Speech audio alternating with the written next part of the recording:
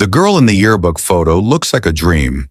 Blonde hair, bright eyes, a smile that carries both innocence and promise. Her name, the world believed, was Sharon Marshall. She was the kind of student teachers remembered for years. Brilliant, determined.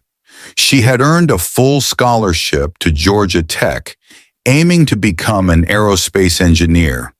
Her friends said she was destined to reach the stars.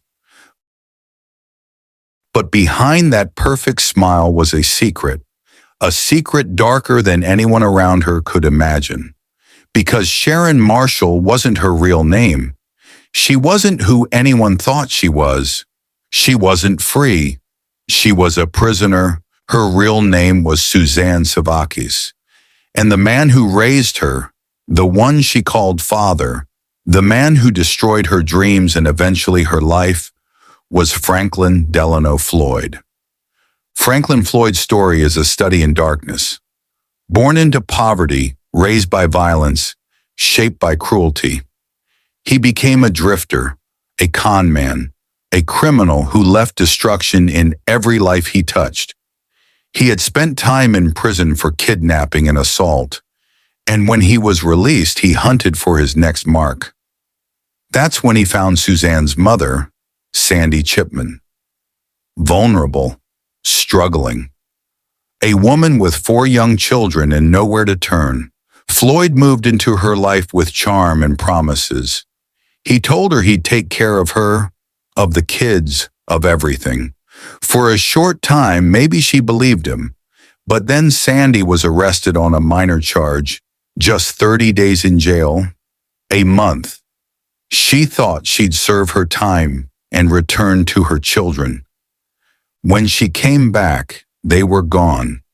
The apartment was empty, the children had vanished, and so had Franklin. Authorities would later discover 2 of the children abandoned in foster care, another left behind. But Suzanne, the oldest, was missing, stolen. Floyd had taken her. From that moment, Suzanne's life became a lie. Floyd gave her new names, new backstories. Sometimes she was his daughter, sometimes his ward, later, disturbingly, his wife. He controlled where she lived, what she wore, who she spoke to. Every time questions arose, they vanished, moving to another city, starting again. He taught her silence. He taught her fear. But even in captivity, Suzanne's brilliance refused to die. As Sharon Marshall, she became a star at school. Teachers adored her. Friends admired her. She devoured books, especially science, engineering, and space. She dreamed of building rockets, of escaping gravity itself. At school, she was hope. At home, she was trapped in a nightmare. Floyd abused her, controlled her, broke her down. But still, she dreamed. Still, she applied to Georgia Tech. And when the acceptance letter arrived, when she received a full scholarship, it was the first real chance she had at freedom. But monsters don't let go. Floyd crushed her dreams. He told her she couldn't go. He ripped away her escape, just like he had ripped away her childhood. And when she resisted, when she dared to want more, he did something unthinkable. He forced her into marriage. By now, Sharon was in her late teens, living not as a daughter but as the unwilling wife of the man who had stolen her. They lived under false identities. Sometimes he was Clarence, sometimes Warren. Always lies, always control. She tried to fight back. She tried to escape. Friends remember her crying quietly, whispering that she wanted out, that she wanted a life of her own. But Floyd always pulled her back. Threats, violence, promises that he would kill her if she left. And then came the pregnancy, a son. His name was Michael. For Suzanne, Michael was both hope and heartbreak. She loved him.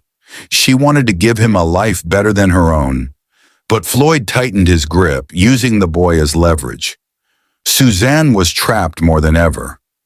By the early 1990s, Sharon Marshall, Suzanne, was a young mother still living in Floyd's shadow, still dreaming of freedom.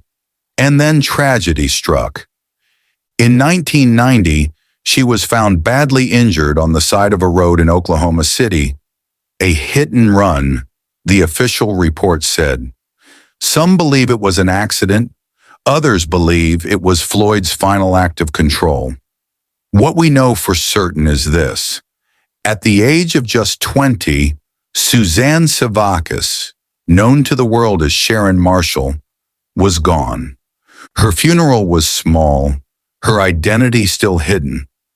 The world never knew the truth about the brilliant young woman who had dreamed of the stars. But the story didn't end there. After Suzanne's death, Floyd vanished again, this time with Michael. He disappeared into the shadows, taking the boy with him. For years, Michael's fate was a mystery. Floyd was eventually caught, arrested for other crimes. But when authorities asked him about the child, his answers were chilling. He admitted he had killed Michael, thrown his body somewhere no one would ever find.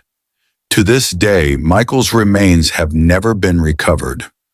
Even behind bars, Floyd refused to reveal the truth. He taunted investigators. He clung to his secrets. He never expressed remorse. For decades, one haunting question remained. Who was Sharon Marshall really?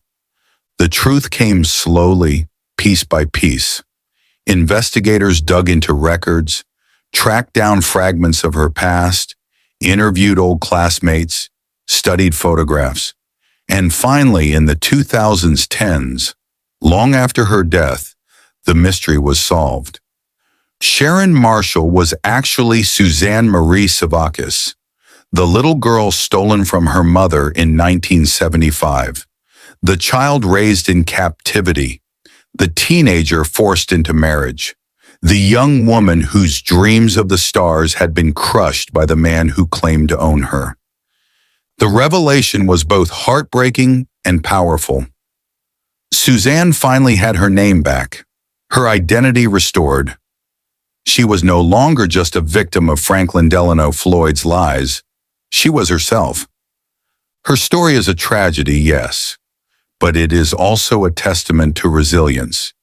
Even in the darkest circumstances, Suzanne shone.